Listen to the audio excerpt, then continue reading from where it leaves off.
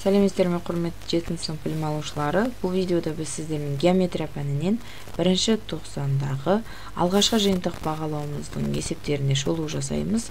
Есеп саны жалпы 4-еу. Әр есептің шығарылу жолы толық түсіндіріледі. Видеоның соңына дейін мұқият қараңыздар. Бірінші тапсырманы бастайық. Шарты: суреттегі барлық сәулелерді жазыңыз дейді. Сәуле дегеніміз бір нүктеден басталады, ары қарай шексіз жалғасады. Енді ең біріншісінен бастайық. Біз бұл жерде байқадық. О, М сәулесін. О нүктесінен басталған, М-нен ары қарай шексіз жалғасады. Одан кейін О, Q сәулесін байқап тұрмыз. Тағы сәуле бұл жерде О, N сәулесі бар екен. Барлық сәулелерді жаздық. Келесі: суреттегі барлық кесінділерді жазыңыз дейді. Кесінді дегеніміз екі жағынан шектелген болуы керек. Дәл солай бұл жерде жазып шығайық. Мысалы қараңыздар. О, М екі жағынан шектеліп тұр. О, Q шектелген нүктелері бар. Ары қарай О, Р бұл жерде де ол кесінді болып тұр. Одан кейін О, N кесінді ретінде де алсақ болады, және О, П. Кесінділер толықтай жазып алдық. Бұдан бөлек қараңыздар, бұл жерде біз М, Q кесіндісінде мысал ретінде жазсақ болады екен. Енді барлық түзулерді жазыңыз дейді. Енді түзу бізде екі жақтан да шектелмей жалғасып тұруы керек. Мысал ретінде тек бір түзуді, М, Q түзуін жаза алады екенбіз. Бірінші есеп толықтай аяқталды. Екінші есепті бастайық. Шарты: Б, Н кесіндісі, мына аралықтың ұзындығы берілген екен, бізде 4,5 сантиметрге тең деп. Ал Б, С аралығы оның қандай да бір бөлігі болып тұр. Бұл жерде нақты берілген 9-дан 4 бөлігіне тең. Енді бізден сұрап тұрғаны Б, С аралығы қанша және С, N-нің ара қашықтығы қанша деп тұр. Біз бұл жерде бірден Б, С аралығын анықтай аламыз. 9-дан 4-ті көбейтеміз Б, N-нің сан мәніне, яғни 4,5-ке. Оны біз өзімізге оңай болуы үшін 9-дың 2-ге қатынас десек те болады. Алып келіп көбейтейін. Қысқартуды орындаймыз. 9 бен 9 қысқарады, 4 бен 2 қысқарады. Қалады 4-тің орнында 2, қалғандарының барлығының орнында 1. Демек мәні 2-ге тең екен. Б-сының мәнін тауып алғанымыздан кейін С, N-ді табуымыз үшін біз жалпы ұзындықтан, яғни Б, N-нен азайтып жіберсек болады осы Б-сының ара қашықтығын. Онда біз 4,5-тен азайтамыз 2-ні, тең болады екен 2,5 сантиметрге. Екеуінің де ара қашықтығын таптық. Демек, екінші есебімізді аяқтадық. Келесі үшінші есеп шартында сурет бойынша белгісіз X айнымалысының мәнін және QOL бұрышының мәнін табыңыз деп тұр. Бұл жерде қараңыздар, бізде сыбайлас бұрыштар берілген, олардың қосындысы 180 градусқа тең екенін білеміз. Дәл осы қасиетті қолданайық. Алдымен жақшаны көшіріп алайын.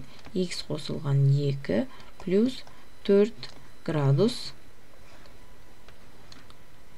қосылған 46 градус тең болады 180 градусқа. Енді сол жақты ықшамдап алатын болсақ, X қосылған 2 қосылған 4 пен 6-ның қосындысы бізде 50 градус болады, тең 180 градусқа. X-тің 2-ке қатынасы 180-нен 50-ді азайтып жіберетін болсақ, оң жаққа өткізіп,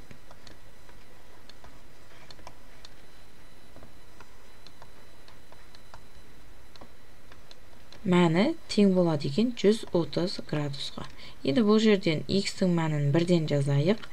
Бөлу болып тұрған 2 көбейтілетін болса, 130 градусымыз 260 градусқа тең болады екен. Демек біз мына жерге жазып қойсақ болады. X-тің мәні 260 градусқа тең болды. Ал енді бізден сұраған бұрыш, яғни жақшаның ішіндегі мәнін есептеп алатын болсақ, 260 градусты X-тің орнына алып келіп қойдық. Бөлу 2, қосу 4 бізде тең болады екен. 260-ды 2-ке бөлеміз. 130, оған 4-ті қосамыз. 134 градусқа тең екен.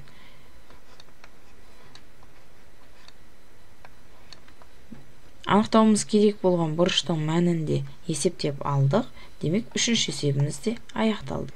Соңғы тапсырмамыз 4-ші тапсырмаға жеттік. Суретті пайдаланып, төмендегі тапсырмаларды орындаңыз дейді. Бірінші тапсырмасы GAL бұрышына вертикаль бұрышты жазыңыз дейді. Қараңыздар, GAL бұрышы дегеніміз бізде мына аралық, суретте көрсетіліп тұр. Дәл осыған вертикаль бұрыш, яғни осы бұрыштың қабырғаларын созып жүрген кезде пайда болған келесі бұрыш бізде оған вертикаль бұрыш болады. Ол F G A L бұрышымызға вертикаль, яғни тең бұрышымыз бізде F A K бұрышы екен. А сұрағына жауап бердік. Келесі Б. Дәл осы бұрыш 140 градусқа тең болса, яғни мына аралығымыз 140 градусқа тең болса, бізден сұрап тұр FAB аралығы, яғни осы аралық қанша градусқа тең деп. FAK бұрышы 140 градусқа тең болатын болса, біз бұрыш FAB-ны анықтауымыз үшін бұрыш FAK бұрышынан азайтамыз 90 градусты. Неге? Себебі бізде жалғасып тұрған BAK бұрышы тік бұрыш белгісі қойылып тұр, яғни ол 90 градусқа тең. Енді анықтайық онда. FAB бұрышы тең болады. Жалпы FAK бұрышы 140 градусқа тең, өйткені бізде GAL бұрышымыз 140 градус болды. Екеуі вертикал. Одан азайтамыз 90 градусты, тең болады екен 50 градусқа. Келесі сұрағына да жауап бердік. Осымен 4-ші есебімізде толықтай аяқталды.